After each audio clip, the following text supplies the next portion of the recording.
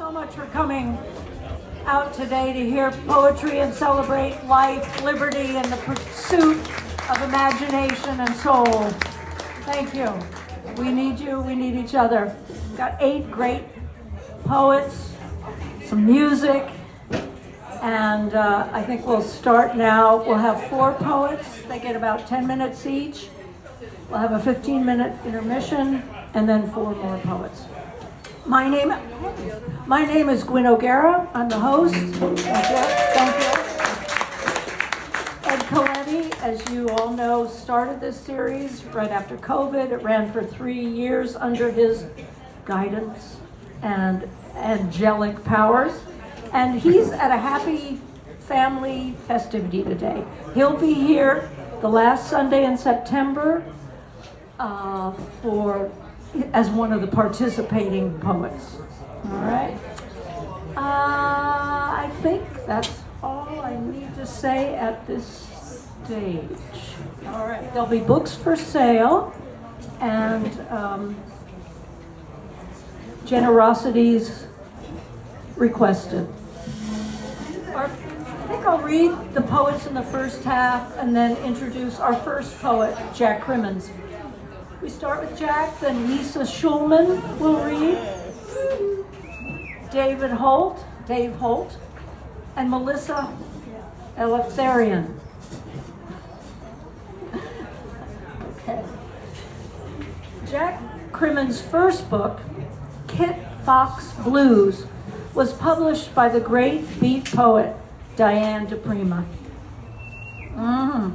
He's the author of 5 more poetry collections, including his recent titles, The Edge of Rain, Jazz, Midnight, and a book of short poems, which, if you want to be in the moment, if you want to be guided expertly to be in the moment, your book is Wilderness and Time by Jack Crimmins. Here he is. Help me give him a warm welcome to Cafe Frida Poetry Festival. Hang out with them some. When I was at Linda Gregg's apartment in Northampton, we'd sit at her kitchen table and talk about love not lasting and how poetry holds. There was a flower in a jar of water there and a photo of another poet and sometimes shards of pottery from Greece. Jack Gilbert sat in the easy chair. Jack said, "When I went to see Ezra Pound, I asked him about epics." Linda welcomed silence, offered quiet, yet I think also loved to talk about poetry and friends and the world. When I drove west in '96, leaving after 6 years in Massachusetts, I stopped at Linda's for tea and conversation. Jack Gilbert was there. And when I left then for California, I've written about this before, but hey, it's my poem. I looked out the rearview mirror in my small truck to see Jack and Linda waving goodbye. After Jack died, Linda said she liked talking with me, in part because she got to use the name Jack out loud again. There was a cold wind in Petaluma yesterday and late rain the day before. I last spoke with Linda on January 4th over the phone for 2 hours, and I wish I remembered every word. Linda died on the first day of spring. I'm about to dig through boxes in the garage, seeking out notes from talks with Linda, shards maybe, trying to uncover another secret thought or gem of knowledge from Linda from before.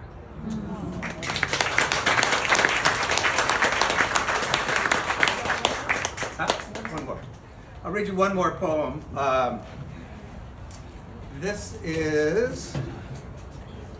Thank you for keeping time. I try. It's hard. It's timeless. So Wilderness and Time was published from a great press in Marin, Longship Press. And it's a book of short poems, which I'm real happy about. And this is called Russ Canyons. I used to lead wilderness trips before I worked my whole life as a licensed therapist. But Russ Canyons.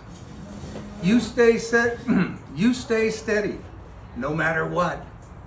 With your wilderness, with your roses and sorrow, often abundant joy.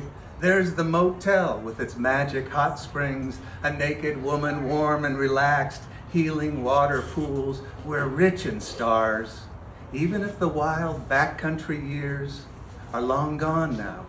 Death Valley just up ahead for day hikes, stones, crystals, no one but us in rust canyons. There's Jubilee Mountain, so many roads home. Thanks.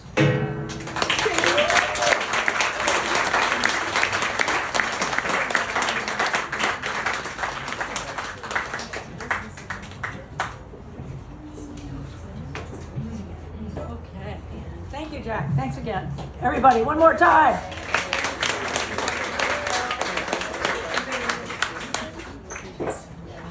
Okay.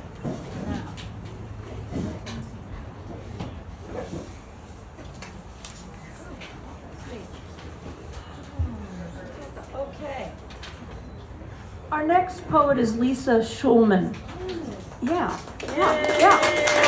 So glad. Wherever she is. Okay. One of the things that Lisa does is she's a poet teacher with California Poets in the Schools. Yeah, right. And we all know that to feed the imagination and the soul of a child is a precious gift and precious work. And Cal Poets has lost all their funding.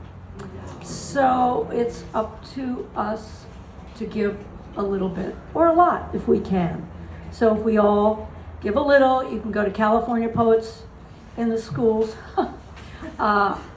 Thank you. On the website, and there's a way to, it's a nonprofit. You can give as much as you can, as much as you have.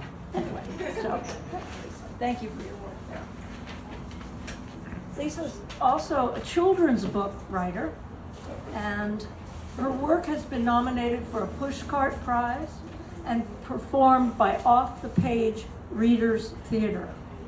She'll read from her new book, Fragile Bones, Fierce Heart, from Finishing Line Press. And if you remember Lisa's poem from Reverberations 3, you know this woman knows about ferocity.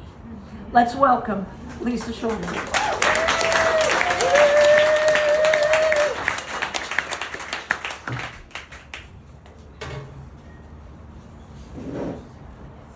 On the flyer that Gwynn has, there's also a QR code. So like if you're dying to donate right now or at the intermission to Cal Poets, you can just take a picture.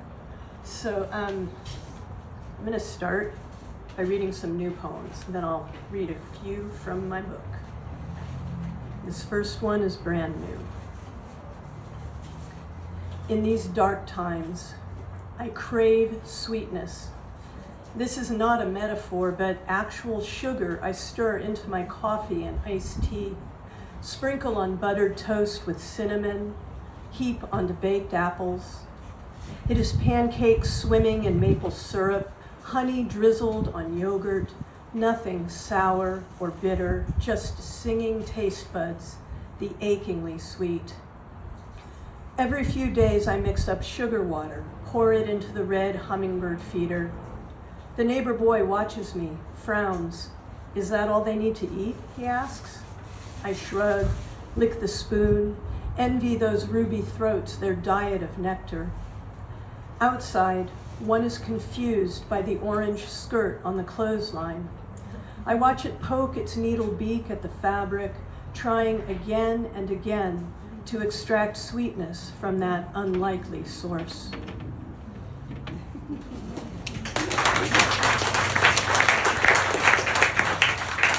Thank you. This next poem began with missing utensils and then took on a life of its own. It's called Small Losses. The soup spoons disappeared first, one by one, followed by knives, a few linen napkins, as if some being on the other side of the veil was setting up house.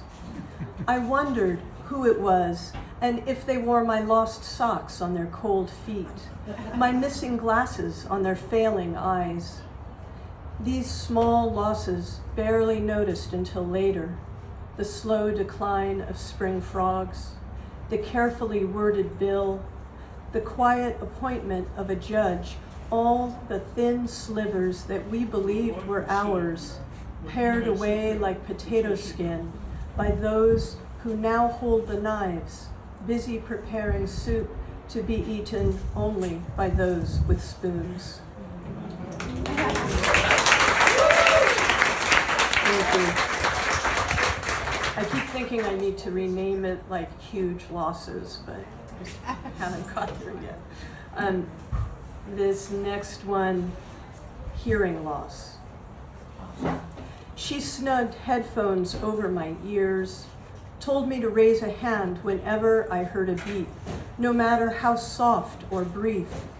Played a rolling ocean in one ear, in the other a low chime, then a fly's whine, the wheezy squeak of a brown-headed nuthatch, the faintest peep from the desert rain frog.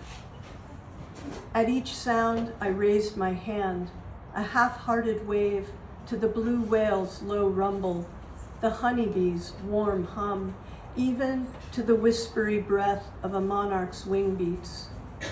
"You're fine," she said, "no hearing loss at all," but I knew she was wrong as I walked out into the sunshine, straining to hear what was gone.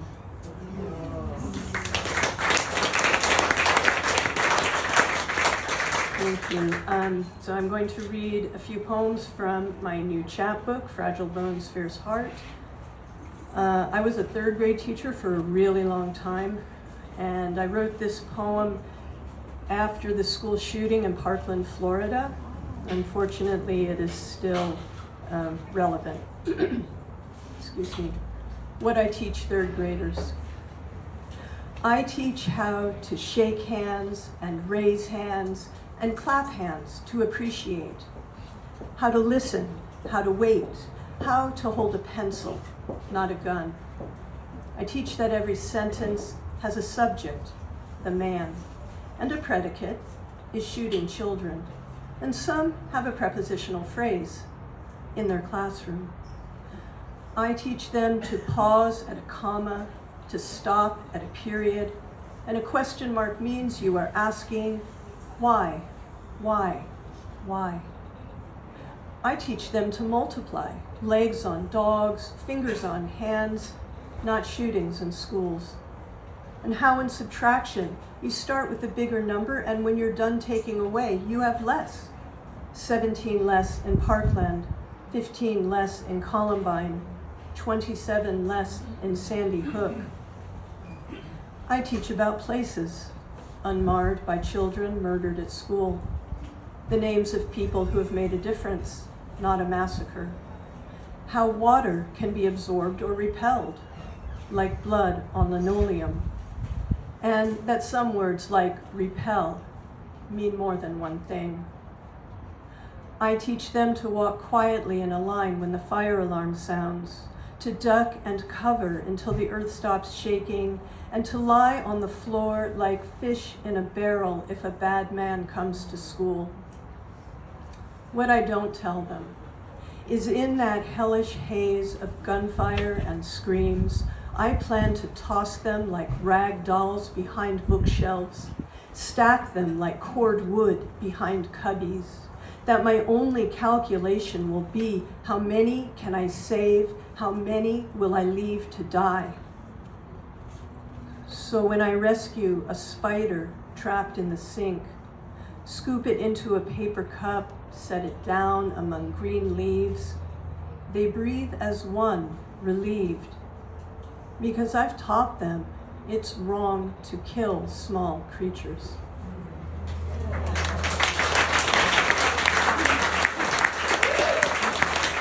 Thank you.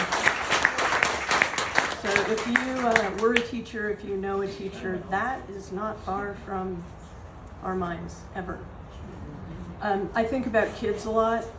This next poem was written during a Christmas season. I was listening to a lot of Christmas carols, thinking about what was happening at our borders and now in our cities and towns. And it's called Las Posadas. What if Mary was Maria, trudging through the desert, pregnant and far from home?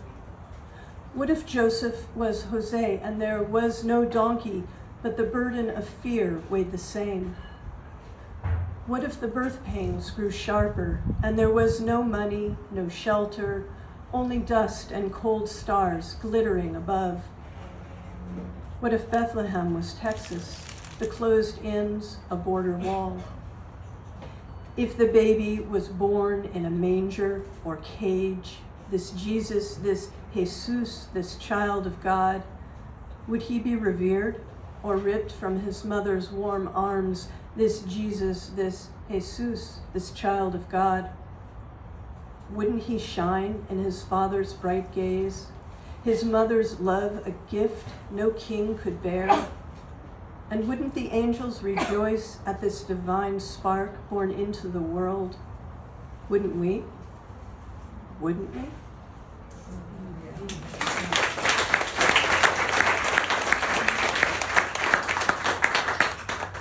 And so as not to end on a completely depressing note, I have one last poem for you.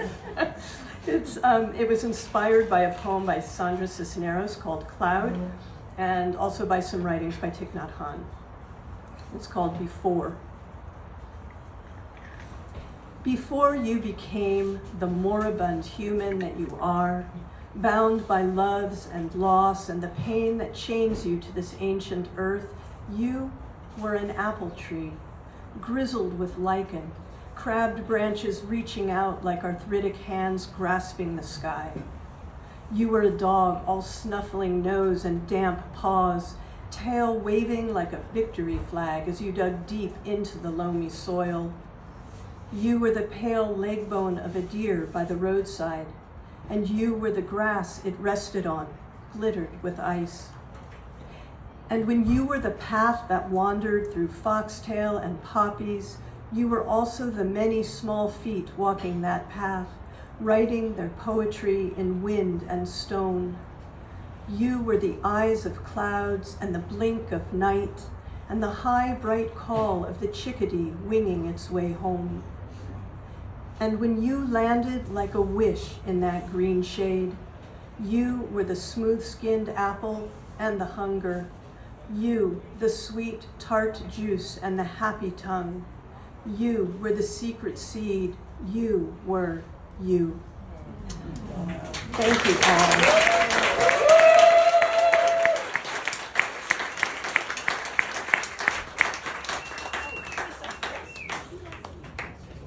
Yes.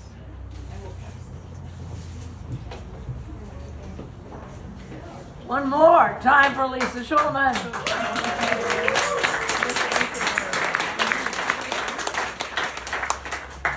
Our next poet is Dave Holt, who was born in Toronto of Irish, English, and Ojibwe ancestry. His book, Voyages to Ancestral Islands, won a Literary Cultural Arts Award, and he's published in the anthologies Red Indian Road, West, Native American Poetry of California, Fire and Rain, Echo Poetry of California, and Words from the Wayside, where his poem received a Pushcart Prize nomination. Please help me welcome Dave Holt. Yay!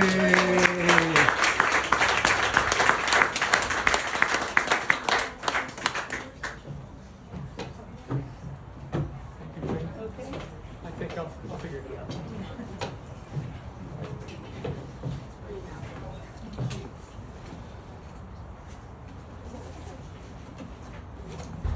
I should have unzipped before I got here, I know.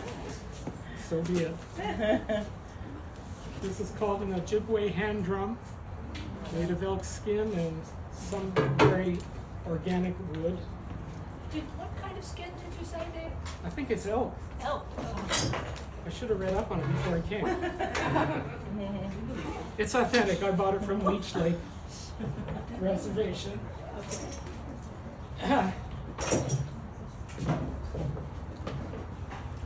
So I've been living in Concord a long time. I just moved back to Santa Rosa. Thank you. We missed it. So there's a little geography in this first one. I live near Kirker Pass. Kirker Pass crosses from Concord to Pittsburgh. Now it's famous to us musicians because Dave Brubeck, famous jazz pianist, his father's ranch was on Kirker Pass. Dave thought he was going to be a rancher. Big surprise. All right. Actually, I'm wrong. The first poem is about Berkeley. On the shores of San Pablo Sea, I made it to a grove of trees in time. Rain cloud overhead, warning ghosts, plates of gray swept the surface of the bay. In wilderness, huddled under pines, I searched for direction in a mist. Having lost a job, been handed days to hike mountains, canyons, hidden from the world and its commerce.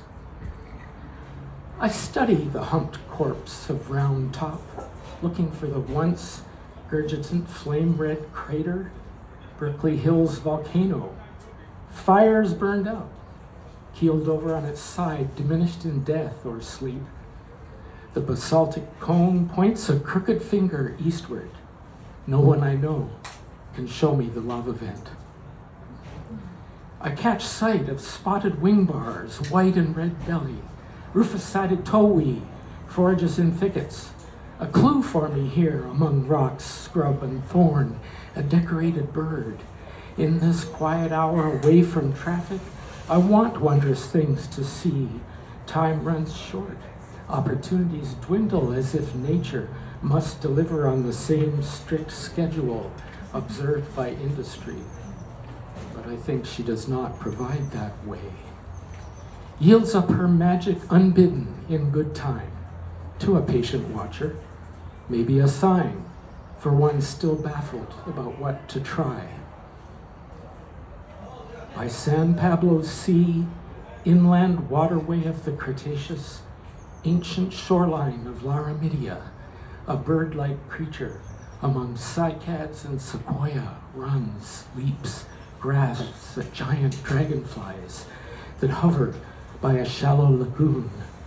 Brilliant feathers, more extravagant than the relatives, iridescent in last rays of sunset across water, fluttering on clumsy, undeveloped wings, finds itself magically suspended for a moment, midair, long enough to pull a meal from the wind, learn a new movement, evolve a better way to fly.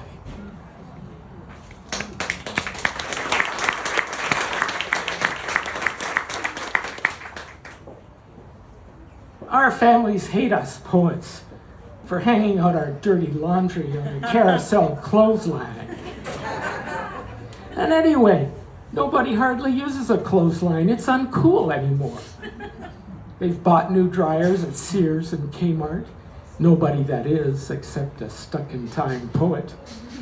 Imagine it there, sheets blowing in the breeze for all to see, like I hang out the sins I reveal in my words, washed clean, public confession to clear the air. I miss that flapping in the wind, fresh smelling clean white sheets, fresh scent with each breath filling lungs. I believe I should have showed more kindness, talked it out more, their rejection, my life work. Would have helped. Hard to get them to talk. Got the cold shoulder again. I guess they wanted to make sure the ice was completely frozen before they walked out on it. I forgive you. Please do that for me. I used to be full of myself. Just a little man with broken wings trying to fly. Oh.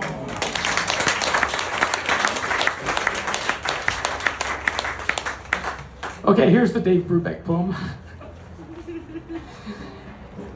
Dave has written about riding up Kruger Pass when he was a kid. I think he moved away when he was 11, but he lived in Concord till then. And he would ride up Old Kruger Pass, which was a dirt road then, to check on the cattle. From atop Kruger Pass, where cars travel closer to clouds, a vista, remembered joy. Now we drag wounded bodies, broken hearts through a panorama that makes brokenness beautiful. Nature too, wearing wounds, quarry torn from Mount Zion's side.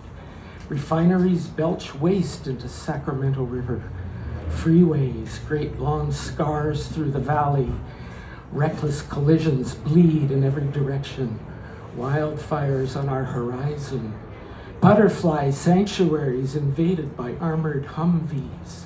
Desert creatures endangered by a reckless border wall. Many species face extinction as we coal miner canaries do, as we watch from higher ground, wondering, how can we heal erosions, climate change, firestorms, pollutions that mirror our toxic national parable, the destruction of America's political ideals and freedoms? Above a turbulent sky, shades of gray, silvery white, and black, all glooms between. Unusual early rain on a California May morning. Headed east over poppy-laden, lupin-covered hills. Kirker Pass to Sacramento River. Serene in Broad Valley below. Silent witness to human atrocities. Flows with a steely, somber tone under an equivalent slate sky.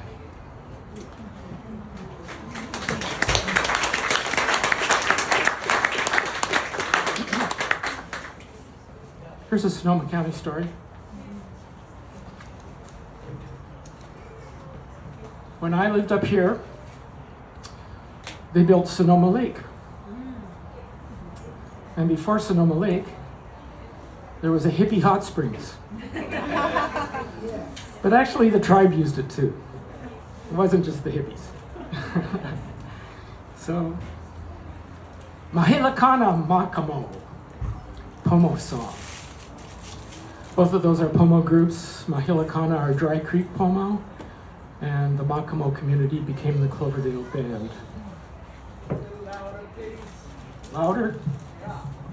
Okay, maybe I should raise this. I hope you heard the first three. Oh, that doesn't work. Okay.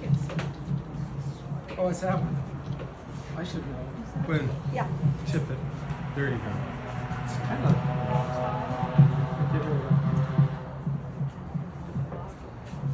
Yeah.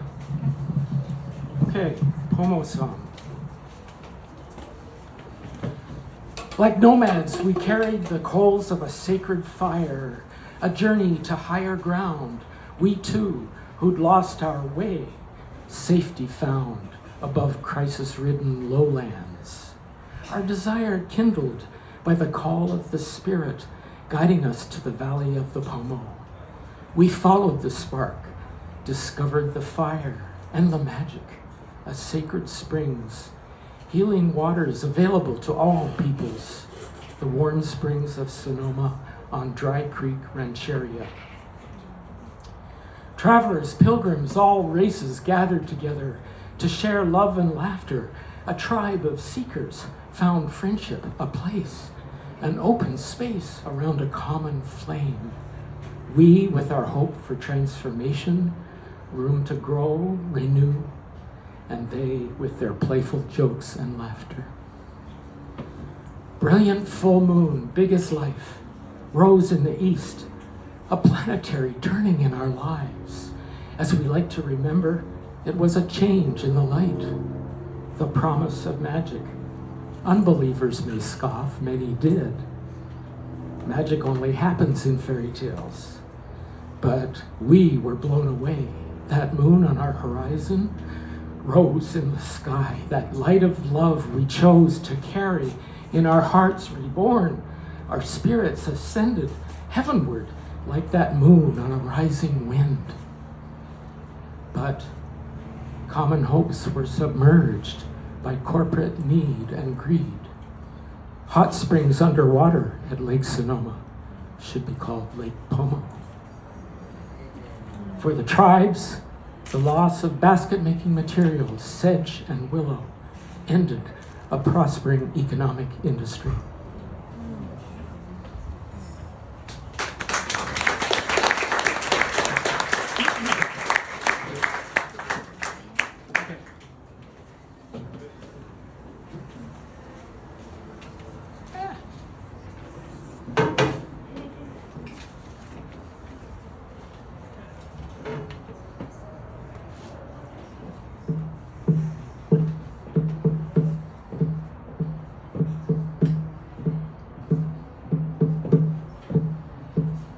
The call of a red-tailed hawk enters my meditation. Flutter of wings as it leaves its perch in a nearby oak, flies uphill, calls out several times, then stillness returns.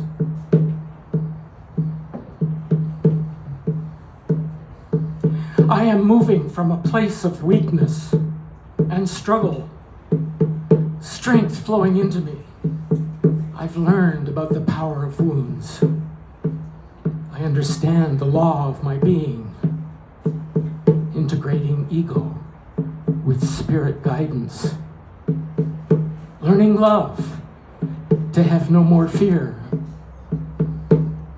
I leave nothing out. I don't try to climb out of the family skin anymore. I find new wiggle room in the old.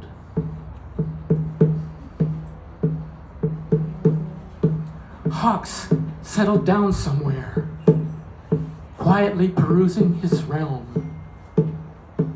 from a branch overlooking blue oak forest and meadow. In the woods, silence reigns. Joy arrives. Peace for a time.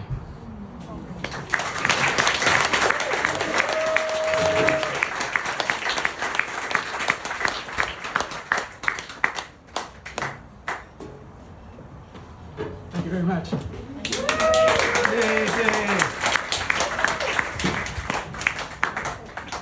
Thank you, Dave Holt. One more time.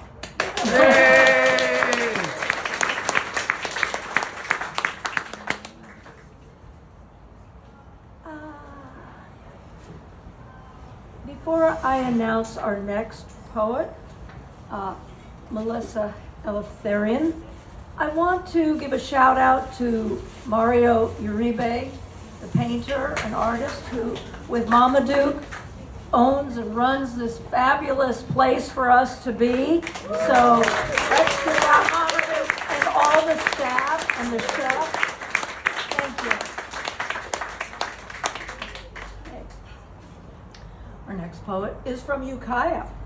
And in addition to writing, Melissa Eleftherion manages the Ukiah Branch Library.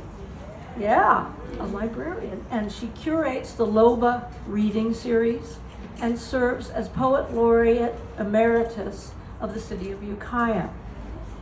They are the author of 2 poetry collections, Field Guide to Autobiography and Gutter Rainbows, and 12 chapbooks. Let's give Melissa a great warm welcome to Sonoma County.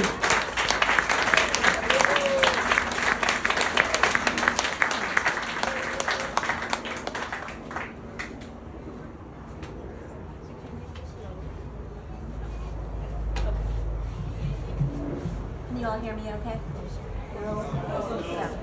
Yeah. How about that? Does that sound better?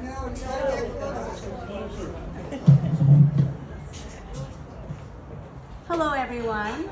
Thank you all for coming out on this gorgeous, hot day, Sunday afternoon.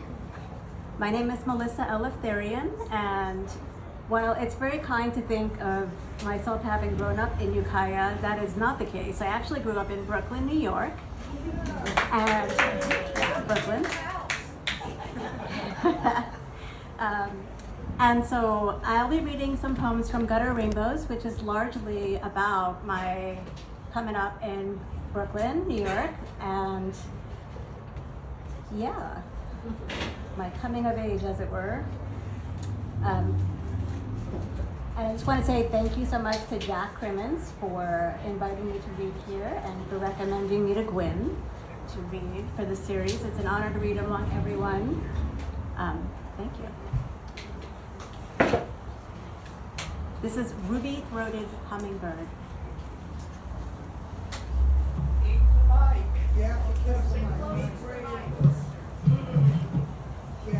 Is that good? Okay, thanks. Ruby-throated hummingbird. They say you're common, but not to a Brooklyn girl like me. The only ruby flutterings of my youth, traffic lights under the L, as we raced to the dun waters of the bay behind bars. My own red mouth agape in the back seat, listening to my parents fight. Little Red Corvette on the radio. My only adult male, a hostile boil that wiped out the bank accounts. My hum, a landscape for displacement. Or where do you go when tectonics shift, when the rocking boat lifts, and nothing is where you left it, not even the skin that carried you on the Ferris wheel that night. The whir and candy, the faces all lit up in neon. You look down at your brother, put your feelings between the boardwalk slats. The yelling lost in the din. The quarters in your palm as you looked out at the Atlantic and saw your first loon.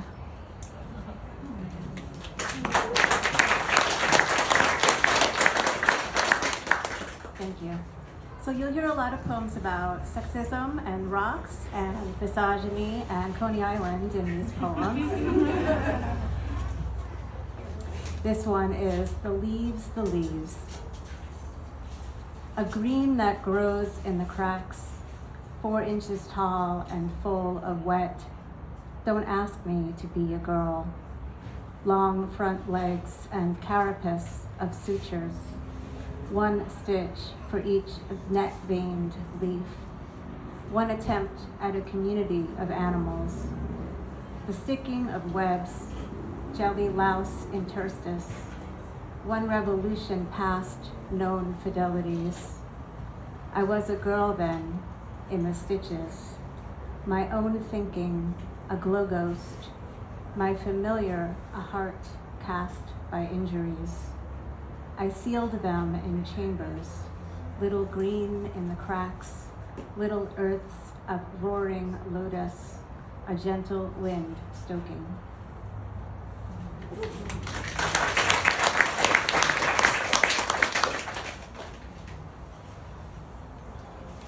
This is Gutter Maps. So the title Gutter Rainbows, if you're not familiar, comes from sitting on the sidewalk, lying on the sidewalk, on my stomach, playing jacks as a young one, watching rainbows form from the, what is it? Not formaldehyde, but the oil slicks in the gutters from whatever that is that you put in your car. Gutter Maps. Ocean ellipsis mouth. We catch ourselves. A grumble in the time gap.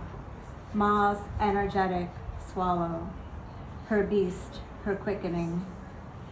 Where were all the murderous, bow-legged dangers I avoided, roller skating down Mermaid Avenue? Back when tides washed the back legs of youth's agency. There in the subatomic catacomb, an organism of prisms sold in the back junk shops. I washed my poverty in anonymous, erotic paperbacks. I washed my ideas about poverty through the camera's brown glass. The smiling was a circle I swung to. The sun beat the boardwalk and its nostalgic catastrophe of magics, a map of gaslight, gutter rainbows I followed to the sea.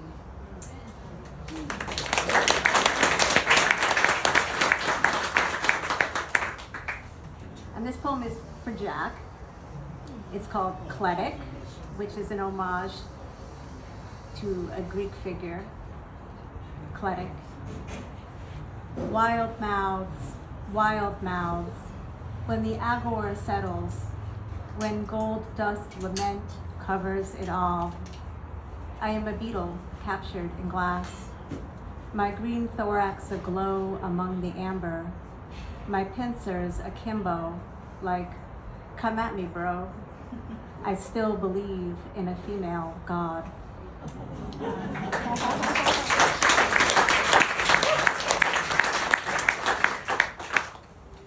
And this is the last, and I just want to say that with that poem, poems can come from anywhere. And sometimes we have to have the right idea or the right moment to write anything, but this poem literally came out of sitting at my desk, staring into space and looking at a paperweight that I had. So poems can come from anywhere. This is the last poem I'll read. It's called Dichroic, which is when all colors in a spectrum come together. Dichroic.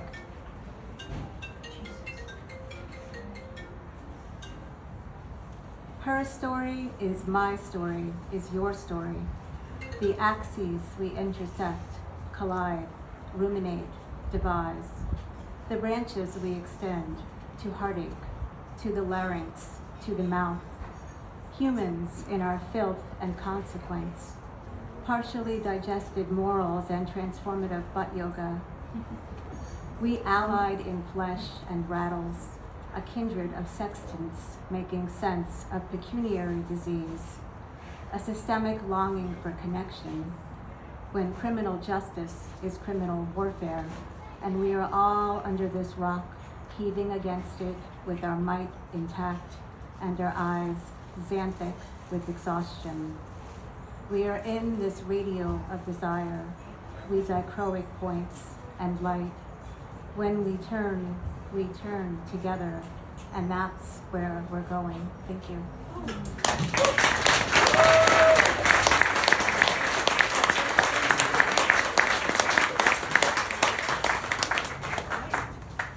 Time for intermission. Walk around, say hello to somebody you haven't met yet, and we'll be back in 15 minutes. And by my watch, that's about 5 after 2. Okay, thanks everybody.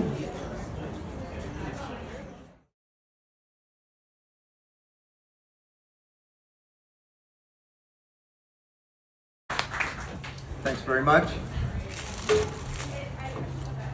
Figure out the mic. It's okay. I'm going to read about 6 poems. This is a book called Jazz Midnight. A wonderful painter, May Blackmore, took the photo of the cover. And friends of mine on Cape Cod, One Bird Books, published it. And this poem goes on for a minute, but it moves pretty quick. It's called Half Asleep, Waking Up Singing. It is the darkness that is waking memories of the charms of old Marin. We say alabaster and sculptor stones. We grieve truth and facts and reality. America is a map of possibilities, a trust basin, a barometer for health. We are a nation of immigrants, it's been said. Who are my brothers with colors of various skins? My sisters are Asian, African, Iranian, original countries, or countries of origin. Give us richness, wealth of history, joy of culture, and songs of faith. I am an oud player. I am a kettle drum man. The sitar has been my teacher. I love to say the name of the musician Ali Akbar Khan. He was based in Marin too. And then there is the mountain. Hello, Mount Tamalpais. Hello, Russian River at the mouth near Jenner. Sonoma County coastal scene. We go on, we welcome others. And sure, we have our protections, our military, our secret intelligence, our networks of information specialists, but we also have our families, our cousins everywhere, our aunts and uncles and parents, some in heavenly worlds, some right here. So sing out for Tulsa, where Cheryl comes from. Sing out for librarians in Mendocino and Birmingham, and right here at home. Sing out for San Francisco, the city of trust, the city of dreams at the edge of our nation. Bless this house, this nation of rivers and creeks and immigrants having coffee.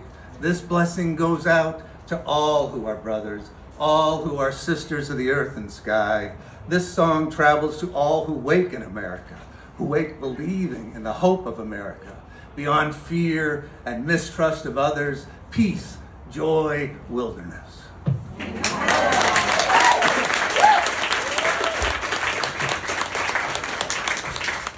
I want to thank Gwynn for having me. And hi, Melissa. Oh, she's here. I just read a poem that you're in. She's a librarian in Mendocino. You got to sneak your friends in where you can. This poem is called "The Edge of Rain," published by Literal Press, Littoral in Richmond. Lisa Rappaport is a wonderful letterpress printer. You can find my books at Treehorn Books downtown. And you can find a couple of letterpress broadsides that Lisa did hanging in Treehorn Books too. This is the last poem in The Edge of Rain. The wonderful Grayton painter Claude Smith has a great series of photographs from LA graffiti. So he did that cover. And this is the ending poem of the book, but I'll read it as I welcome. The road of good fortune. Winter chill. Now spring arrives. Glad it isn't gonna snow. Return and rest. Large windows, street lamps, looking out over rooftops. This is the jagged sound. Here is the road of good fortune. The ocean nearby. And again she said, I am of the mountains. Joy is often inherent in the body. This tale, every woman, she who knows, renegade distance in the fields where the fine oaks are standing. You shout words, alto, tenor, baritone. Who's blowing blues? At the Laguna, hidden just west of the city, here on the Santa Rosa Plain, our decision, bright vistas, her moon, yes. Rain this year, all night and before dawn. She's found a new home. Do you know the heart? And the heart is the hardest part. Have you gone away? I have gone away. Is there anything else to say? Just this. Ah, it's you again. Hey, good friend. Evening, no wind, rain coming in.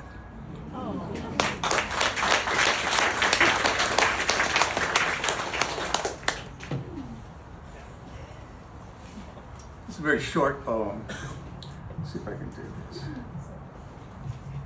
Is this the doohickey? Maybe, but I was using that Okay, let me move it up a little. No, that's all right. Okay. This is called Sunflowers and Bombs. Very short. This book came out in 2023. I'm really lucky to have 3 books between 23 and 24. Hallelujah. Short poem. Sunflowers and bombs. Disasters everywhere. We are settling in before the fire season again. Sunflowers show we love each other. Bombs destroy cities and children. Grief spreads around the world. Refugees seek safe passage and a corridor of peace. Everything you do with your life matters. It is suddenly a spiritual time. It is always a spiritual time.